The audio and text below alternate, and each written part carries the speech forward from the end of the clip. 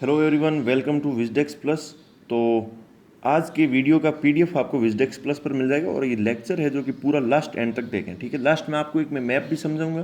तो आज 5 सितंबर 2020 का करंट अफेयर्स देखते हैं। तो ये 3 सवाल है जो वन लाइनर है, मतलब जिनका सीधा सीधा ऑप्शन है। तो द वन एंड ओनली स्पार्कला नामक पुस्तक के लेखक कौन है? तो चानिंग टॉटम है, ठीक है। फिर मसूरी, जहाँ पर आईएएस एस्पायरेंट की ट्रेनिंग होती है, ठीक है। लबासना है जिस इस इंस्टीट्यूट का नाम है लबासना, उसमें ट्रेनिंग होती है। तो मसूरी है जो कि पहाड़ियों की रानी नाम से फेमस है, ठीक है। तो किस राज्य केंद्र शासित प्रदेश में स्थित है? तो मसूरी है जो कि उत्तराखंड में स्थित है, ठीक है। फिर नेक्स्ट सवाल है कि पराम्बिकुलम टाइगर रिजर्व किस राज्य में स्थित है? तो पराम्बिकुलम टाइगर रिजर्व है जो कि केरला में स्थित है। तो अब आज का करंट अफेयर शुरू कर लेते हैं।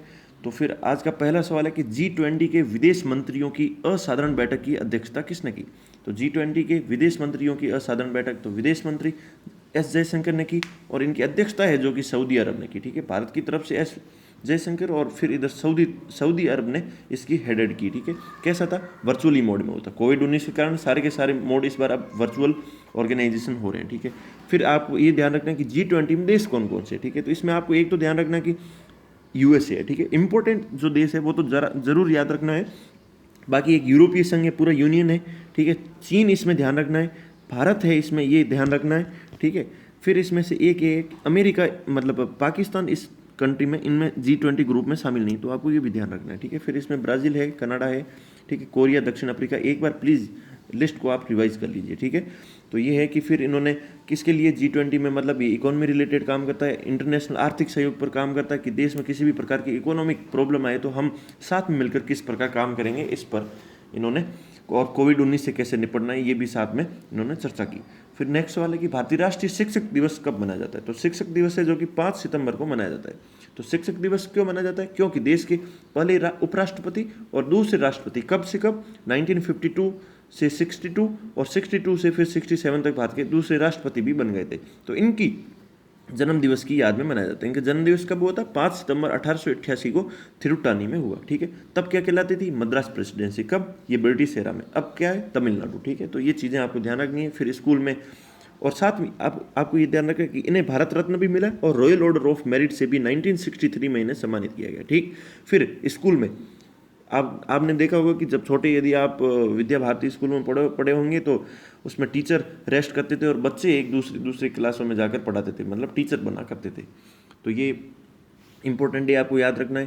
फिर हाल ही में किस देश ने भारत के साथ इंडो पैसिफिक रणनीति लॉन्च की है? तो इंडो पैसिफिक रणनीति है जो कि जर्मनी ने लॉन्च की। जापान, ब्रिटेन, यूएसए नहीं, जर्मनी ने अभी लॉन्च की, ठीक है। तो इंडो पैसिफिक भारत के लिए क्यों इंपॉर्टेंट? देखो, ये भारत, ठीक है, यहाँ ये इसका मान लो इसका ये हिंद महासागर, ठीक है, यहाँ पर चाइना, और यहाँ पर जो साउथ ईस्ट, ठीक है, Myanmar, Thailand, Laos, Vietnam, Cambodia, ये देश है, ठीक है। तो चाइना का भारत के साथ विवाद और इन साउथ ईस्ट के साथ विवाद, साउथ ईस्ट कंट्री के साथ विवाद, क्यों? क्योंकि भारत यहाँ पर, ये चाइना है जो कि साउथ चाइना सी को कब्जाना चाहता है। तो यदि हमें चाइना की हर तरफ से, मतलब हर तरफ से कब्जा करने की सोच रहा है, तो इसे वापस इस पर रिवर्स वार करने के लिए हमें एक दूसरे देशों के साथ में इंडो पैसिफिक, ठीक है, क्यों? ये हिंद प्रशांत और प्रशांत महासागर का एरिया पड़ता है, तो उसे काउंटर करने के लिए हमें रणनीति बनानी पड़ेगी। तो उसी को ध्यान में रखते हुए इसमें जो जर्मनी है, ठीक है, यूएसए की, मतलब यूरोपियन संघ की सबसे बड़ी इकोनॉमी है, उसने इस पर सहयोग किया है, ठीक है। तो ये है कि चाइना वालों को मुकाबला करने के लिए, इनका टक्कर का भी हो, और चाइना की सबसे बड़ी, चलो ये आंसर आगे बताएंगे, ये सवाल में बोल जाता भी नहीं। फिर ठीक है, एससीओ परिषद के शिखर सम्मेलन 2020 की मेज़बानी कौन करेगा? तो एससीओ परिषद के शिखर सम्मेलन की मेज़बानी कौन करेगा, बताइए? भारत, चीन, रूस या उज्बेकिस्तान? तो बताइए इसमें। पहले तो एससीओ के आप सदस्य देख लीजिए, ठीक है। एससीओ में क्या क्या है कि पाकिस्तान और इंडिया अभी 2017 में एडेड हुए थे, ठीक है। 2 कंट्री तो ये हो गई। फिर बाकी वाली 6 देख लीजिए कि चीन, कजाकिस्तान, किर्गिस्तान, ठीक, ताजिकिस्तान, उज्बेकिस्तान, रशिया। लेकिन इसमें से सारे नाम आएंगे, ऐसे तुर्कमेनिस्तान इसमें नहीं है, ये आपको ध्यान रखना है, ठीक है। तो 6 कंट्री ये प्लस 2, कौन सी? इंडिया और पाकिस्तान। तो ये आपको ये कंट्रियां ध्यान रखनी है। तो 8 देशों का एक समूह, ठीक है। 2001 को शंघाई में इसकी स्थापना हुई, किसके लिए? यूरेशियन राजनीतिक आर्थिक सुरक्षा गठबंधन, ठीक है। तो राजनीतिक, आर्थिक और किसी भी प्रकार का संकट आएगा तो उस पर काम करेंगे, ठीक है। बाकी एक एससीओ का एक कंसेप्ट और भी चलता है कि नॉर्थ और साउथ को जोड़ने के लिए, ठीक है, नॉर्थ साउथ ट्रांसपोर्ट कॉरिडोर, ताकि किसी चीज़ों का परिवहन आसानी से किया जा सके। तो ये चीज़ें इंपॉर्टेंट है, ध्यान रखना है। फिर कनेक्ट सेंट्रल एशिया पॉलिसी, ये 4C पर बेस्ड है, ठीक है। ये भी एसईओ की है। इसमें क्या होता है, कॉमर्स, व्यापार, कॉन्सुलर, ठीक है, कनेक्टिविटी एंड कम्युनिटी, ठीक है। तो इन चारों पर चीज़ों पर फोकस करना है। इसमें से क्या होगा कि Kyrgyzstan, Kazakhstan, Uzbekistan, Tajikistan, Turkmenistan जैसे 5 देशों पर केंद्रित है, ठीक है। तो इन 5 देशों पर केंद्रित है। बाकी भारत इन तापी पाइपलाइन पर भी वार्ता कर रहा है। तापी में क्या क्या है कि तुर्कमेनिस्तान, अफगानिस्तान, पाकिस्तान और इंडिया, इन 4 देश में क्या क्या करना है कि पाइपलाइन तेल गैसों का या फिर गैसों का एक दूसरे से ट्रांसपोर्ट करना है, ठीक है। और एक इंपॉर्टेंट फैक्ट, भारत का एकमात्र विदेशी हवाई अड्डा है जो कि फार्क और ताजिकिस्तान में स्थित है। तो आपको ये ध्यान रखना है। बाकी एक और चीज़ बता देता हूँ कि गोल्डन क्रिसेंट क्या होता है। तो गोल्डन क्रिसेंट आप ये मान लीजिए कि ये पाकिस्तान, ये ईरान, ये अफगानिस्तान, ठीक है। तो ये मिलकर एक क्रिसेंट बना रहे हैं, ठीक है। ये इनके माध्यम से जो अफीम और ये जो गांजा जिस प्रकार के प्रोडक्ट है, तो वो यहाँ से इन गोल्डन क्रिसेंट से होकर भारत में आते हैं, ठीक है। यदि यहाँ की सरकार अस्थिर हो गई तो और भी ज़्यादा आने ज़्यादा लग जाएंगे, जिससे हमारे देश में कि बच्चों की स्थिति खराब हो सकती है। तो ये चीज़ें ध्यान रखनी है। फिर हाल ही में अमेरिकी वार्षिक रक्षा रिपोर्ट के अनुसार दुनिया में सबसे बड़ी नौसेना किस देश की, जो मैंने सवाल पीछे छोड़ा था वो अब ये आ गया। अमेरिकी वार्षिक रक्षा रिपोर्ट के अनुसार दुनिया में सबसे बड़ी नौसेना किस देश की, तो ये है जो कि चाइना की सबसे बड़ी है। तो अब इतनी बड़ी नौसेना होगी और हमारे उस एरिया में आएगा तो हमें उसे काउंटर करने के लिए हमने जर्मनी के साथ भी वो एक पैक्ट साइन किया है। बाकी चीन की अब दुनिया में सबसे बड़ी है, ठीक है। चीन के पास कितने 350 जहाज और पनडुब्बियां, और दूसरे अमेरिका के पास 2017 में केवल 293 जहाज थे। तो इसका मतलब चाइना की सबसे ज़्यादा बड़ी हो गई, ठीक है। भारत की चिंता क्या, खतरे की घंटी है, क्योंकि चीन वैसे भी हिंद महासागर क्षेत्र में अपने अवसरों को तलाश रहा है, बाकी आसपास के इलाकों में भी कब्जा कर रहा है। तो इसे काउंटर करने के लिए हमें भी हमारी नौसेना पर ज़्यादा फोकस करना पड़ेगा। फिलहाल में चर्चा में रहा बिम्स्टेक का मुख्यालय का है, ठीक है। बिम्स्टेक एक ग्रुप है, इसके बारे में हम देखेंगे। तो बिम्स्टेक है जो कि ढाका में, इसकी मैं एक ट्रिक भी आपको बता दूंगा, ठीक है। बिम्स्टेक का हेडक्वार्टर, ठीक है। तो bay of Bengal initiative for multi sectoral technical and economic cooperation, तो ठीक है। इसमें से अब नाम में ही सारा मल्टी सेक्टर, बहुत सारे सेक्टर पर टेक्निकल और इकोनॉमिक काम करना है, ठीक है। तो अब इसमें इसका हेडक्वार्टर कहाँ है, कैसे पता चलेगा, तो बंगाल मतलब बांग्लादेश में आप मान लीजिएगा, बांग्लादेश की ढाका में, ठीक है। तो बिम्स्टेक के टोटल मेंबर्स कौन कौन से, तो एक ये इंडिया हो गया, फिर यहाँ हो गया नेपाल, यहाँ पर हो गया भूटान, ठीक है। यहाँ हो गया श्रीलंका। तो ये 1, 2 और 3 और 4, फिर म्यांमार, थाईलैंड, ठीक है, म्यांमार और थाईलैंड। तो ये अपने टोटल इसमें 8 कंट्री है जो कि हो गई। यहाँ पर आप देख लीजिए बांग्लादेश, भारत, श्रीलंका, थाईलैंड और बाकी म्यांमार और नेपाल, भूटान, बांग्लादेश और श्रीलंका और थाईलैंड यहाँ पर दे रखे हैं, ठीक है।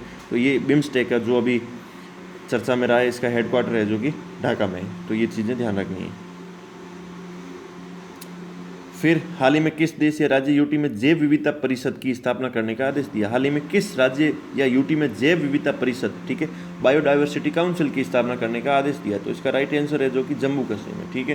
तो जैव विविधता क्या करती है कि बायोडाइवर्सिटी होती है, उस पर काम करना है। मान लो कि अलग अलग प्रजातियां, जानवर, जंतु, तो इन सब का हमें कंजर्वेशन करना है, उसके लिए जैव विविधता हमें परिषद की जरूरत पड़ेगी, ठीक है। तो 10 सदस्य होंगे, तो इसमें 5-5 सदस्य होंगे, 5 सरकार की तरफ से भी नॉमिनेट किएंगे, ठीक है। फिर राष्ट्रीय जैव विविधता प्राधिकरण क्या है, तो ये बायोडाइवर्सिटी एक्ट 2002, ठीक है, 2002 के अनुसार जैव विविधता प्राधिकरण बनाए, जो कि इसका हेडक्वार्टर कहाँ है, इसका हेडक्वार्टर है जो कि चेन्नई में है। तो ये इन जैव विविधता रिलेटेड काम करता है। तो ये अपडेट है। फिर जैव विविधता पर भारत ने कन्वेंशन भी साइन किया 1992 में, UNCBD, United Nations convention on biodiversity, तो रियो डी जेनेरियो में हुआ, ठीक है, 1992 में, जिसे पृथ्वी शिखर सम्मेलन भी कहा जाता है। तो ये हस्ताक्षर करने के बाद भारत ने 2020 तक हासिल किए जाने वाले 12 राष्ट्रीय जैव विविधता लक्ष्य बना दिए, ठीक है। ये 12 जैव विविधता लक्ष्य के नाम क्या है, आईची लक्ष्य। तो आईची लक्ष्य का नाम आते ही आपको सीधा दिमाग में आना चाहिए कि जैव विविधता पर है, ठीक है। इसे COP10 में अपनाया गया।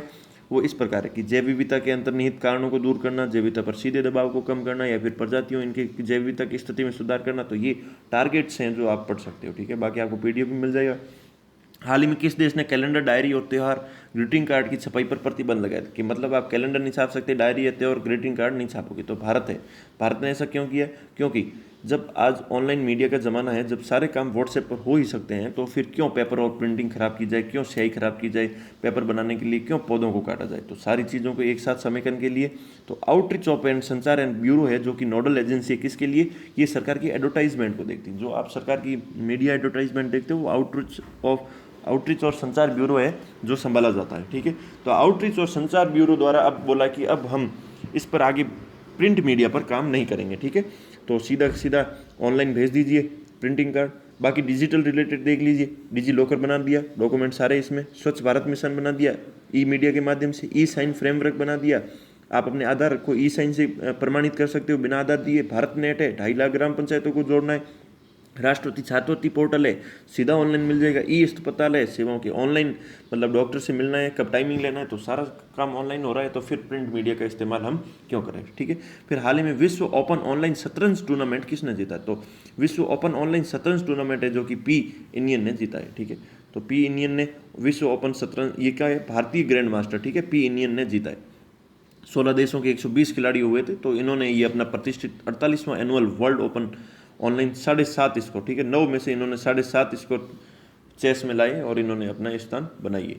फिर हाल ही में चन्नापटना खिलौने को जीआई टैग दिया गया, किस राज्य का है, तो चन्नापटना खिलौने को जीआई टैग दिया, ये है कर्नाटक राज्य से है, ठीक है, ये कर्नाटक राज्य से है और कर्नाटक का खिलौना शहर के रूप में भी जाना जाता है। तो चन्नापटना को कर्नाटक का खिलौना शहर के भी नाम में जाना जाता है, तो ये आपको चीज़ ध्यान रखनी। फिर हाल ही में किसने एंटरप्रेन्योर्स इन रेजिडेंस कार्यालय को लॉन्च किया गया, ठीक है, तो एंटरप्रेन्योर्स इन रेजिडेंस कार्यालय को है जो कि विज्ञान एवं प्रौद्योगिकी विभाग द्वारा जारी किया गया है।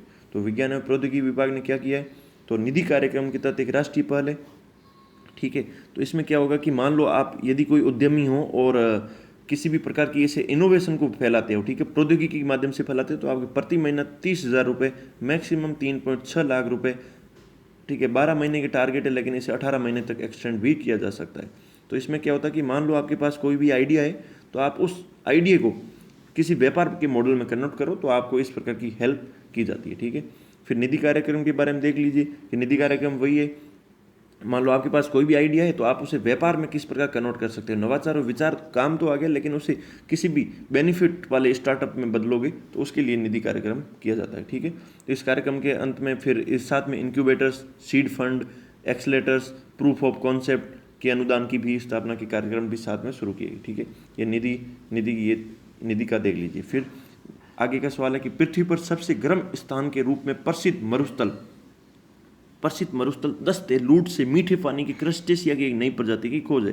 तो पृथ्वी पर सबसे गर्म स्थान के रूप में, ठीक है, तो बताइए कौन से देश में ये दस्ते लूट, तो दस्ते लूट है जो कि ईरान में स्थित है, ठीक है। तो इसका इस बार टेम्परेचर काफ़ी अच्छा चला गया, 80 डिग्री पर तकरीबन 80.3 डिग्री का रिकॉर्ड टेम्परेचर लॉन्च किया, ठीक है। इसका औसत तापमान कितना होता है, -2 डिग्री से लेकर 50 डिग्री का इसका तापमान रहता है, ठीक है। 30 में से वर्षा अधिक नहीं होती है और ये लवणीय रेगिस्तान है, ठीक है, नमक वाला रेगिस्तान है और ईरान में पाया जाता है, ठीक है। दुनिया का सबसे 25वां बड़ा रेगिस्तान है और ईरान का ये दूसरा बड़ा रेगिस्तान है। तो इतनी इन्फॉर्मेशन इसके बारे में ध्यान रहनी चाहिए और यूनेस्को ने इसे विश्व विरासत सूची में भी शामिल कर दिया गया, ठीक है। तो ईरान की लोकेशन दीजिए, तो ये 10 लूट है, ठीक है, ये इंडिया, पाकिस्तान, अफगानिस्तान, ये ईरान है, ठीक है। तो ईरान ने 10 लूट में आप ये लोकेशन इस पर दे रखी है, ठीक है। तो ये चीज़ें, बाकी आप मैप को स्क्रीनशॉट खींच लीजिए, मैप से चीज़ें याद अच्छी रहती है। फिर नेक्स्ट वाले कि हाल ही में किस राज्य ने मूर्त विरासत की रक्षा और संरक्षण और पुनर्स्थापना के लिए एक विधेयक पारित किया, तो इसका है जो असम गवर्नमेंट ने किया, ठीक है। तो मूर्तियों और वहाँ की असम सरकार ने मतलब अपनी यहाँ की मूर्तियों, यहाँ की कल्चर, यहाँ की संस्कृति, ठीक है, इन प्रकार की जो 75 वर्ष से यहाँ की पांडुलिपियों, सिक्कों, पुरालेखों जो 75 वर्ष से अधिक की पुरानी अस्तित्व में पड़ी है, तो उनके लिए ये मूर्त विधेयक लाया गया, ठीक है। फिर हाल ही में किस रेलवे बोर्ड के प्रथम सीईओ के रूप में किसी रेलवे बोर्ड के प्रथम सीईओ के रूप में नियुक्त किया गया, तो इसका राइट आंसर है जो कि वीके यादव है। तो वीके यादव जी है, इनका ध्यान रखना, इतना ही है इनके बारे में। फिर टाइम्स हायर एजुकेशन द्वारा जारी वर्ल्ड यूनिवर्सिटी रैंकिंग, ठीक है, टाइम्स हायर एजुकेशन द्वारा वर्ल्ड यूनिवर्सिटी रैंकिंग में भारत के किस संस्थान ने सर्वोच्च स्थान हासिल किया, तो IISc बेंगलुरु ने कौन सी रैंक में किया है, तो 301 से 350 की जो लिस्ट आती है उसमें IISc बेंगलुरु ने भारत में अपना टॉप स्थान बनाया है, ठीक है। तो फिर आज का मैप देख लीजिए, बेलीज देश, तो ठीक है, बेलीज देश क्यों चर्चा में, क्योंकि यहाँ पर हरिकेन हना आया था, ठीक है, हरिकेन हना आया था। तो ये मैक्सिको, ये Belize, Guatemala, Honduras, El Salvador, Nicaragua, तो ये देश है कोस्टा रिका और पनामा, ठीक है। फिर नीचे ये साउथ अमेरिका शुरू हो जाएगी। तो ये बेलीज के बारे में आप देख लीजिए, बेलीज पर एक तो आया था, आपको ध्यान रखना है कि यहाँ पर हरिकेन नाना आया था, ठीक है। तो ये बेलीज एक कैरिबियन देश है, कैरिबियन देश है। और बाकी यहाँ पर पहले सभ्यता थी जिसका नाम था माया सभ्यता, ठीक है, माया सभ्यता का भी ध्यान रखना है। फिर यहाँ पर एक कैरिबियन सी पड़ता है, ठीक है, ये पैसिफिक ओशियन पड़ता है, और ये गल्फ ऑफ मैक्सिको पड़ता है, ठीक है, ये मैक्सिको है। तो ये आपको ध्यान रखना है। यहाँ पर क्यूबा, जमैका, हैती और देश पड़ते हैं। तो ये बेलीज लोकेशन, ठीक है, बेलीज है जो कि ग्वाटेमाला और मैक्सिको से टच होता है, लेकिन होंडुरास से ये बाउंड्री टच नहीं करता है। तो ये था करंट, और ये 3 सवाल कल के लिए बताएं। इसका सॉल्यूशन अगले समाधान में आपको मिल जाएगा। तो तब तक के लिए थैंक यू।